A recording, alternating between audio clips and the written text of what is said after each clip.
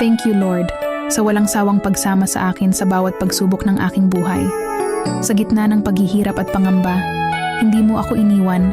Salamat sa iyong gabay na nagbigay sa akin ng lakas upang magpatuloy. Sa iyong pagmamahal, natutunan kong magtiwala at lumaban.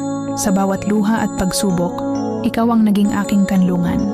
Sa iyong mga kamay, alam kong may bagong simula at mas matatag na bukas. Patuloy akong susunod sa iyong kalooban dahil alam kong ang iyong plano ang pinakadakila.